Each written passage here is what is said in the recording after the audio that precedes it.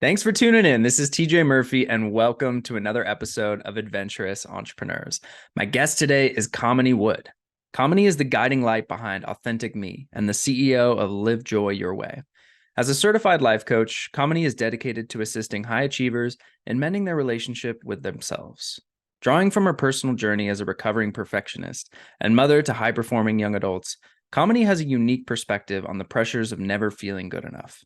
With expertise ranging from identifying limiting beliefs to navigating toxic relationships, Kamini empowers individuals to live intentional lives, embrace self-leadership, and break the chains of self-doubt. In this episode, we dive deep into overcoming imposter syndrome, the nuances of realistic goal setting, and the balance between professional ambition and personal well-being. Just a few of the golden takeaways Kamini shares in this episode are dealing with toxic work environments and how to create healthful work environments, unlocking human potential, and the importance of naming your feelings, needs, and values in order to set realistic goals. If you're ready to rediscover your authentic me and transform every facet of your life, this conversation with Kamini is one you won't want to miss. So, without further ado, this is me and Kamini Wood.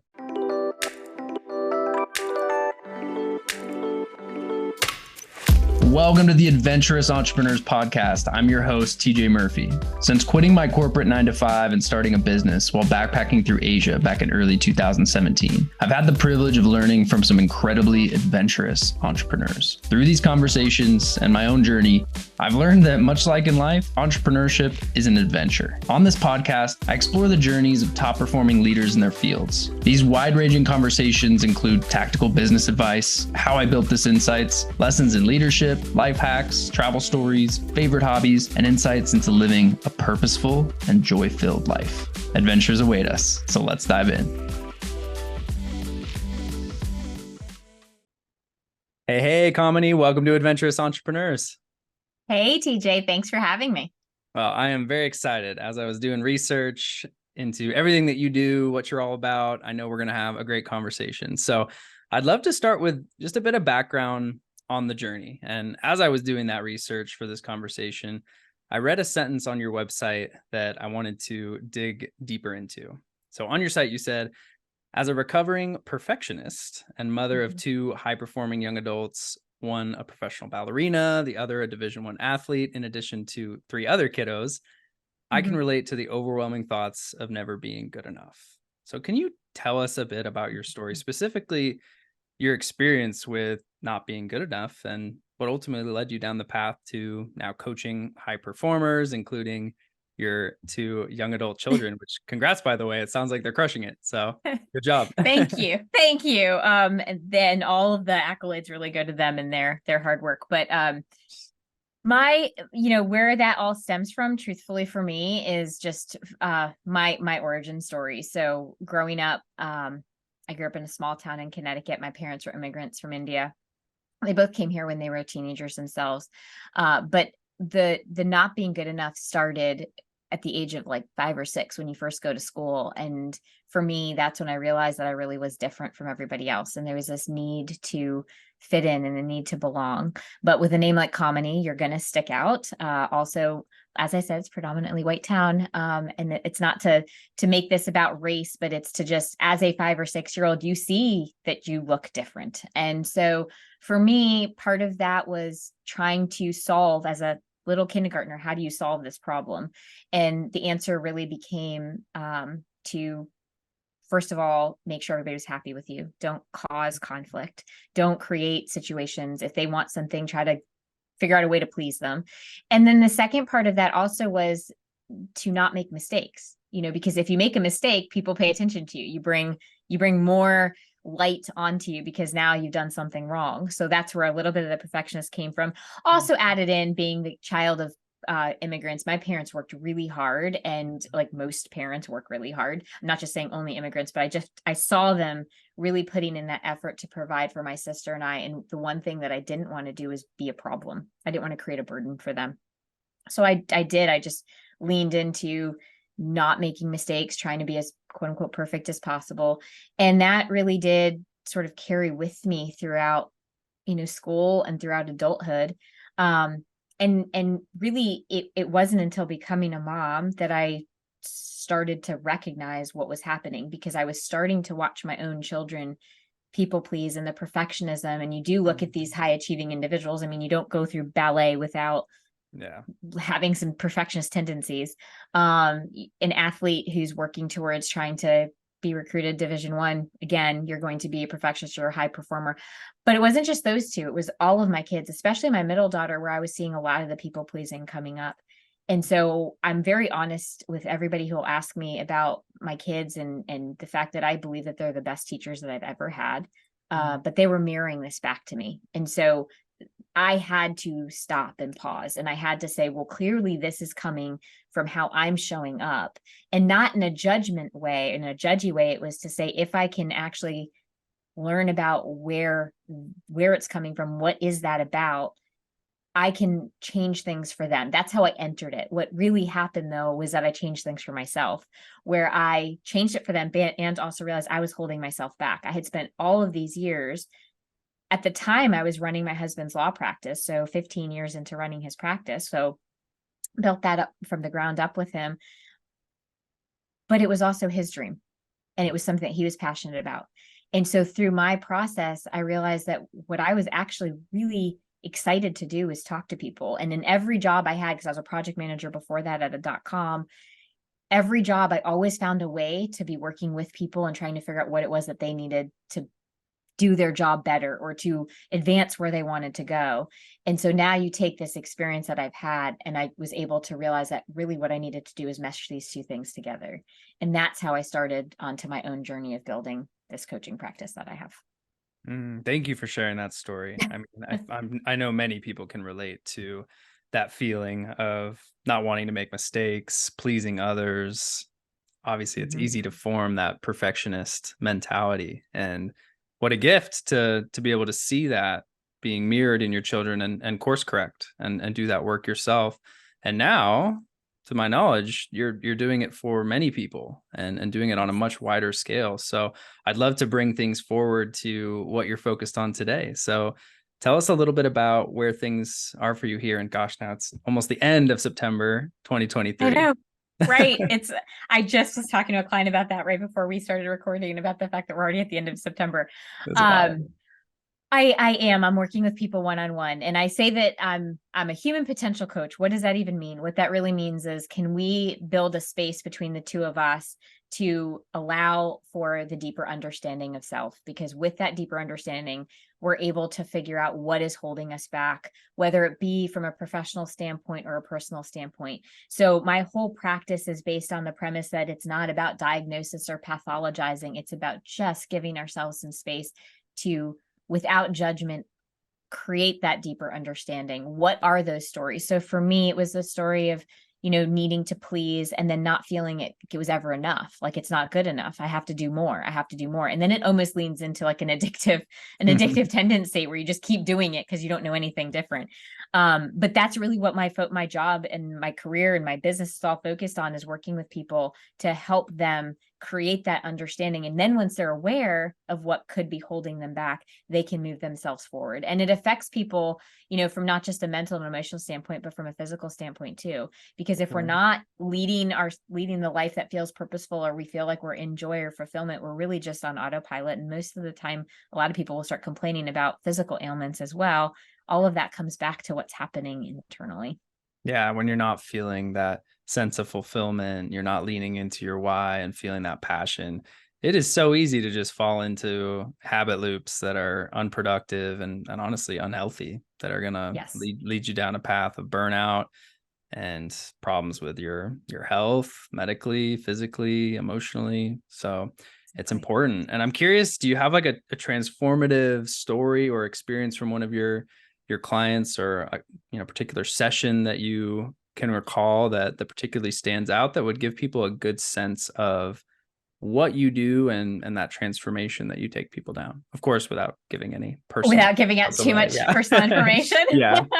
Well, I've worked with such a variety of people. So I've worked with people from, professional individuals such as doctors and lawyers, and, other professions in general, to people who are stay-at-home individuals as well, who are working from that home front.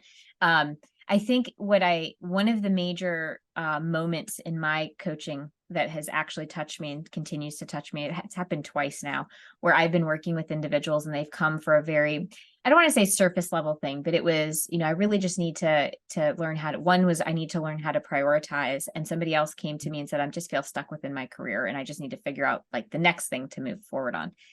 And in both instances, we did the work. And as we were going through the work, what we uncovered together and unpacked together was actually the fact that they both were dealing with an alcohol addiction that they just hadn't been able to understand or to see.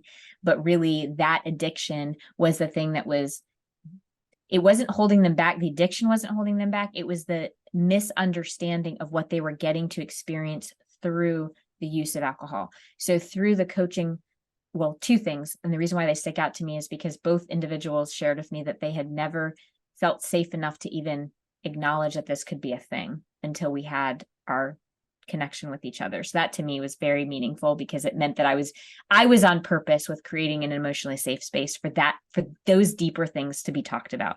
Yeah. But beyond that, it wasn't just the alcohol, it was what are you getting to experience when you are drinking? And under that understanding of the experience allowed for the transformation from not just cutting back on the alcohol.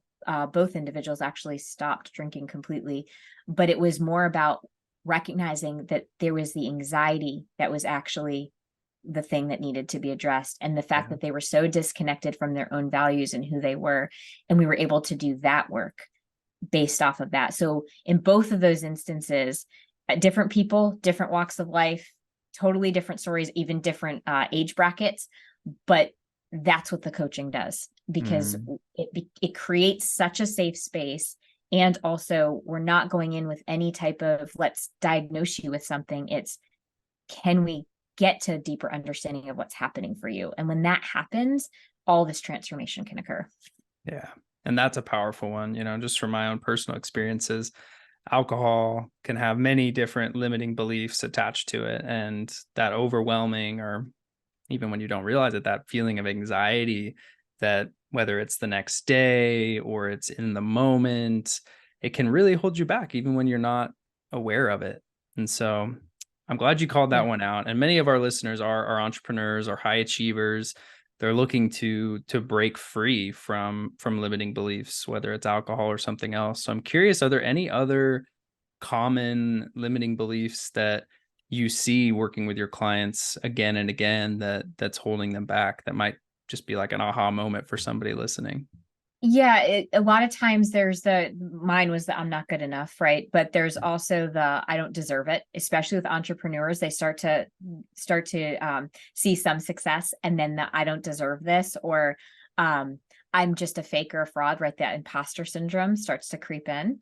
The other ones are the I don't belong, I don't want to be a burden, I'm bad, there's something wrong with me. I'm unlovable. That one comes up a lot as well, especially when dealing with people with relationships. And then how do we deal with them? We do things like utilize substances or some way to avoid or distract, but not actually pay attention to those limiting beliefs. So again, once we bring those to the awareness, now we can start challenging and saying, well, okay, well, first of all, what's actually true about me based on my value system and based on who I am as a person? And then we can start taking committed action to working through it. And we realize we don't necessarily need to rely on that distraction or avoidance or suppression or, utilizing substances in order to avoid those things. We can actually work through it. We don't have to run away from it. Yeah. And I think it's so hard to realize these things just through self-reflection. Noting what your limiting beliefs are, seeing what the crutches that you're using are given that belief. It's hard to do that work on your own. So working with somebody like you and having conversations and having someone that has a process to really guide you along and uncover what needs to be worked on is super important.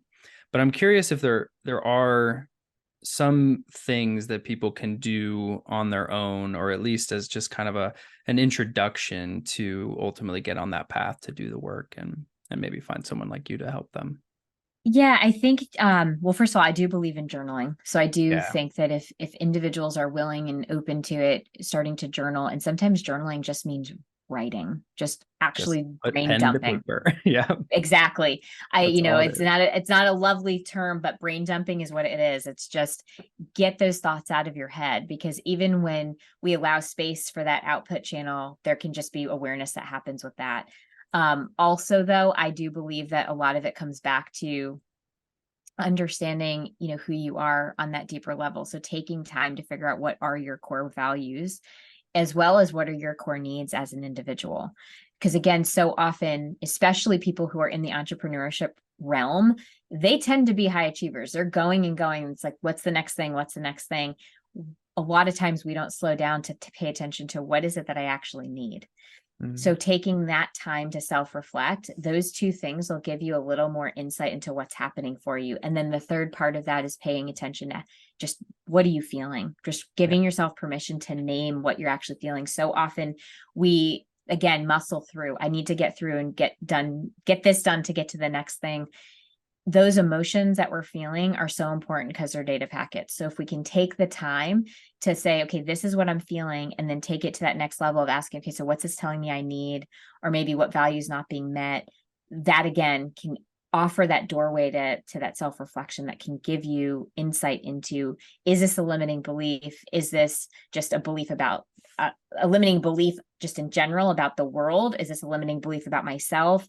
What might I need in order to shift where I'm feeling stuck? But without having that information or taking time to just self reflect, it's really Mhm. difficult. And you can do that on your own. You can absolutely slow down every day. I mean, I make sure that every morning, the one thing that I do is an hour before everybody wakes up in the house, I have my own time where it's just Yeah. me, myself, and I. And that's so important because I can reflect on what happened yesterday. I can reflect on just where I am today.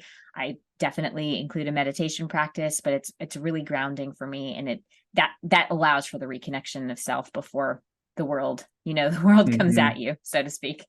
Totally. Yeah. And it is totally possible. You just have to carve out that Yeah. intentional time, that intentional practice, whatever it might look like for you to be able to do the self-reflection that's needed. And I think Yeah. that's a good segue because I was also reading in my research for this conversation some of your conversations around work environments and more specifically like toxic work environments. Mhm. And I'm curious because a lot of people listening are entrepreneurs. They want to create an environment where people do feel safe. They can Mhm. self-reflect, they can course correct, they can grow and learn. And it can be hard. So Yeah. how can people that are either entrepreneurs or high performers identify and navigate toxic work environments, especially when they might be at the helm of that environment? Yes, they might Yeah. be leading the They might environment. be the one leading it. Yeah. I talk a lot about empathetic leadership, and that what that really means is honing in on your own emotional intelligence and paying attention. It doesn't mean that you walk around with sympathy for the people that you're bringing onto your team, but you allow room to see where they might be coming from, right? Because oftentimes when we're talking about toxic work environments, it's usually found in those hierarchical type ways of structure, and individuals don't feel safe to have an opinion, or they don't feel like they can voice what they need. For instance, like in some toxic work environments, if somebody is on the verge of burnout and they've been working overtime and not feeling like they have had any recognition for what they've been putting in, for instance, that can set up a very toxic environment for those people to be in, because they don't even feel safe that they can have a conversation with their manager. So when we're thinking about how to create those environments that are helpful and healthy, it is about allowing room for your team members to feel like they can come to you with thoughts, opinions, issues, or problems, so that they know that they have a voice, and that it doesn't mean that you agree with them, and or that they get their quote unquote they get their way, but Yeah. if they don't feel like they have a voice, it can absolutely start to create that toxic dynamic. Yeah, totally. And besides our work environments, all of us at one time or another are going to have to deal with a relationship that is no longer serving us. I mean, that is our environment in a lot of cases. Yeah. So have Yeah. you found any effective strategies that people can implement to break free from a toxic relationship, whether that's personal or professional? Well, there are many different ways to break free. Some people just go cold turkey. Yeah. They go no And sometimes contact. that's the best. And Yeah. sometimes it is, because if it is a really toxic dynamic, sometimes you do have to go no contact. Oftentimes, especially in personal relationships, it can be very difficult, especially if there are children involved or there's some type of enmeshment. And so with those types of relationships, a couple things. One, it's important to recognize that the relationship no longer working is not a failure. Oftentimes people who have struggle with leaving a toxic relationship is somehow they feel like they are a failure or they have failed because they couldn't make it work. Mm. And we have to allow room to recognize that relationships are great until, there are points where we might have outgrown that person. This happens in friendships, it happens in workplace as well as partnerships, where we've outgrown where that person is or where we are. We no longer complement each other. And that's not, again, a reflection of any type of failure. It's just saying we've grown in different ways. So with toxic relationships, it's being able to step outside of the attachment to, I should have done something different, or I could have fixed this. And instead it's coming back home to what do I need and what is going to be the most healthy thing for me. And then finding ways to set boundaries. And in toxic dynamics, it usually isn't super simple to leave. It's usually going to be messy, and it's coming to almost this radical acceptance that it's going to be messy, but you're doing it for the benefit actually of both of you. Because if it's toxic for you, it's toxic for the other person too. Yeah. They might just not realize it yet. And it sounds Mhm. like one of the first steps is really understanding like what you no longer need in that relationship. It's Yeah. harder perhaps to say and figure out what exactly you do need, but you can feel the things that you don't need. They're going to have some pain or anxiety or emotional feeling, and Yeah, identifying absolutely. those I think is Yeah. crucial. Well, and especially because in those relationships, you generally, I love what you just said, because you feel it, your body feels it. So you'll feel anxious, or you'll feel like that anxiety then leads you to recognize that you're walking in eggshells. You're measuring everything you're saying to this Mhm. other person. Those are key indicators to say something's not in alignment here. And when Yeah. you're able to recognize that, then you can start deciding how you want to move forward. I love it. So a bit of a segue here, because I would be missing an opportunity if we didn't talk about imposter syndrome, because I've read a lot and you definitely are an expert on it. And it's rampant. I mean, it's talked Oh, about a yeah. lot for good reason, because most business owners, most people in general are experiencing it or will experience it or have experienced it at some point. So what are some actionable steps that people can take to, well, identify like what is the cause of this, but then start to overcome feelings of self-doubt and imposter syndrome as we know it? Yeah.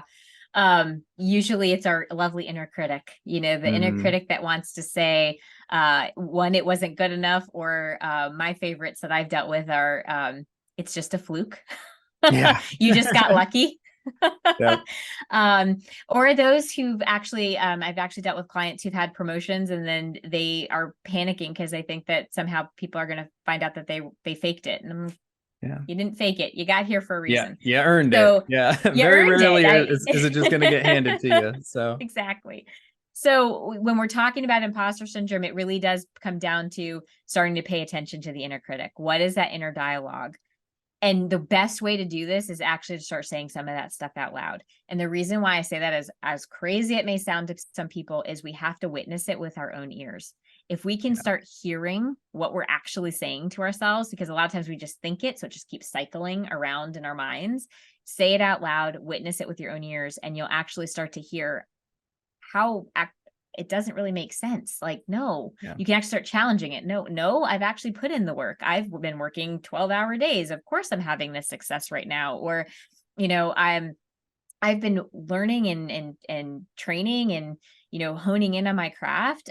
I am good at what I'm doing. I am good enough and I'm continuing to learn. So you can actually start challenging the voice.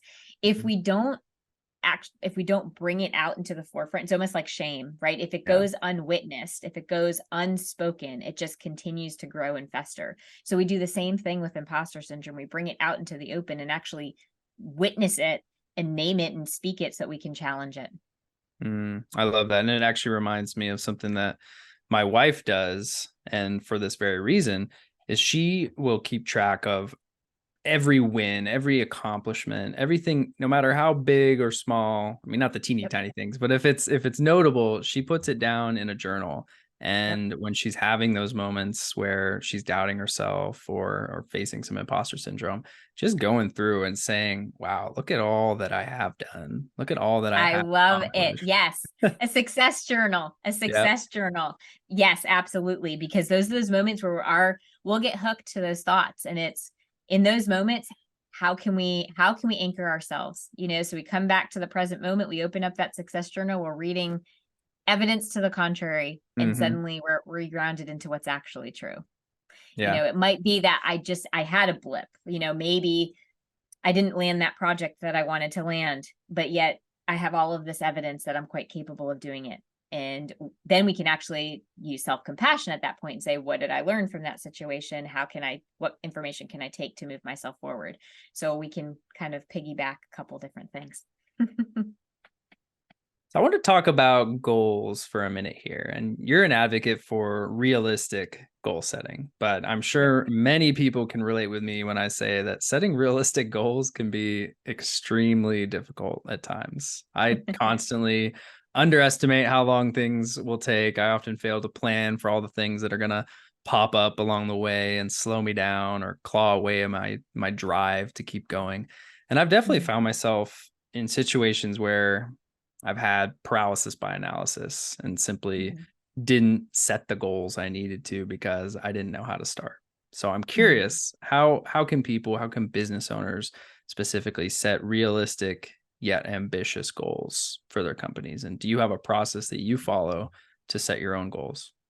So I actually dial people back before they even start setting their goals to Mm, naming their values, like for their okay. business, and then naming their needs for their business. So it's in the context of business. And then from there, once they have their goals and their needs identified, their values and Your their needs values. Yeah. identified, they can then set their goals. And the reason why that's important is because then the goals are driven from something that's meaningful on two different fronts: meaningful from a value standpoint and meaningful from a needs standpoint. So now we have, the goals that we've just set for ourselves, we are actually intrinsically connected to them. It's an inside out job versus just arbitrarily coming up with these goals, right? So now there's a reason, there's a purpose, there's a why behind the goals that we're setting for our business. Then from that point, we start taking those goals and breaking them down into those smaller bite-sized pieces. Why do we do that? Because then as we're accomplishing those smaller bite-sized pieces of the goal, every time that we do that, we're actually self-affirming. And through that for that self affirmation, we are building our intrinsic motivation to keep going. And so through that intrinsic motivation, we avoid things like analysis paralysis Yeah. because we are motivated from the inside out. There's no looking from this external place for our goal, for us to accomplish our goals. It's all internally based. So that's my take on how to set these realistic And I goals. love it. It takes something that I say and kind of a theme of this podcast to a deeper level, which I really like, which is designing your business around the life that you want to live. So many people get into business, they may want a level of freedom, they may have goals, but they don't design the business to actually achieve that outcome. And because of that, they become shackled to it and they're spinning the wheels and they're working crazy hours and eventually burn out. But when you can name your values and your needs and then come up with the goals and design your business around those outcomes, it's going to be a lot easier process, a lot more Heck of clear. a lot easier. So Heck of a I lot love easier. that. I've never heard it said quite that way. So that's great. And it's a good segue because I want to dive a little bit backwards. You said that you've worked with a lot of high achievers from healthcare, lawyers, executives, and I'm curious if there's common threads or challenges you see people face when it comes to finding that balance between their professional and their personal lives and creating the freedom Yeah. that ultimately Yeah. they're seeking.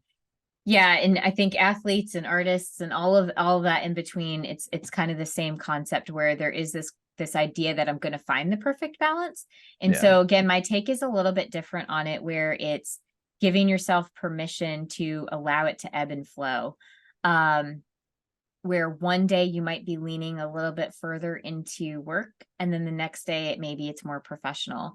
And it's funny, I said earlier when we were talking that my children were my best teachers. This actually came to me going from 1 to 2 children, because you think to yourself, well, actually it's more like from 2 to 3 children, because 1 to 2, you kind of do man to man with your spouse, or your partner, or for the most part. But when you go from 2 to 3, suddenly it's a, what do they call it? Zone defense. Okay.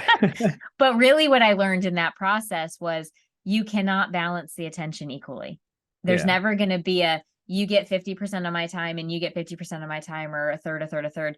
Really what it comes down to is one day a child is going to need more of your attention, and then the next day another one is going to. But if you give yourself the grace to let it ebb and flow, that can become your balance. And so when we're talking about professional and personal life balance, it's about giving yourself permission to let it ebb and flow without being so rigid. Because I think when we start to have these rigid rules is when we get stuck, and we start to say, well, now I don't, like one day, for instance, maybe I do, like I'm doing this right now. My daughter has field hockey. And so maybe one day I'm working later. It doesn't mean that I feel like my life is out of balance, because another day during the week, I'm out at the field in the afternoon watching her play field hockey. And so that's how you find it's different for each day. It doesn't have to be Yeah. exactly the same every day. So how do you personally balance it? I mean, five kids, right? Yeah. Yeah, 5 kids, a husband. He's got his career, which you were a major part of. Now you have your own business. Do you have any like rules or systems to be able to make sure that, yeah, it's not always going to be equitable across the board, but that you have the time to give to your kids and to everything Yeah. else I'm sure you do outside of work? Yeah. Well, first of all, as I said before, my hour in the morning, that's Yeah. mine. That's non-negotiable. First of all, I time block pretty much everything. So Okay. I have, when I'm working, and then of course, when my personal time is, when I'm on mom duty versus just hanging out, watching mindless TV, just Yeah. decompressing, all of that is part of the time blocking. And it's really important. And that's why I've utilized that, in terms of just managing the day to day. I also definitely, with the to-dos, I recognize my to-do list is never going to be done. So I'm a huge proponent of prioritizing with you figure out what are the most urgent and important things, and you work Yeah. your way down from there. And it's never about looking at the to-do list at the end of the day and focusing on what didn't get done. I really push myself to look at what did get done and really just celebrate that, because that also builds just that idea of, you're doing the best you can, and that's really all we can do. Yeah, that's been a big one for me. A habit that I've recently got into is just keeping a done list at the end of the day. Because Yeah. with the system I use, you cross them off and they go away, and so there's not that gratification at the end of the day to see, oh, okay, yeah, I did a lot. I didn't get to everything, but I got those 2 most important things that I identified, which had to be done, and then look at these 12 other little things that I did. So Right. with Right. that, And to with your that, and to your to your wife's point, celebrate that, right? Like celebrate exactly.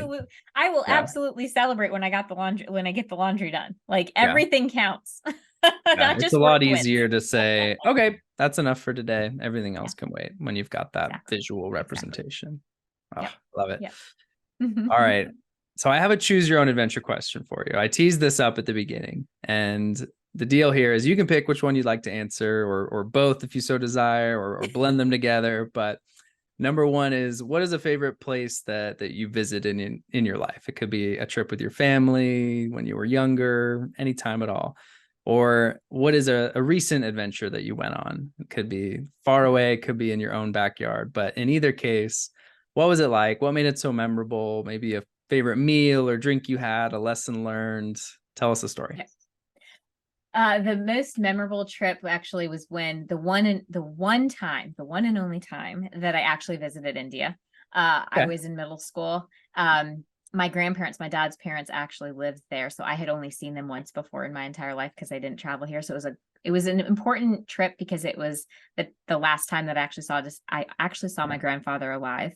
But it was memorable because it was a huge culture shock. It was probably the first time, as a teenager, you're kind of selfish and sort of self-centered. Mhm. It was the first time that I had the ability to see things and have an appreciation for what I did have within my own upbringing.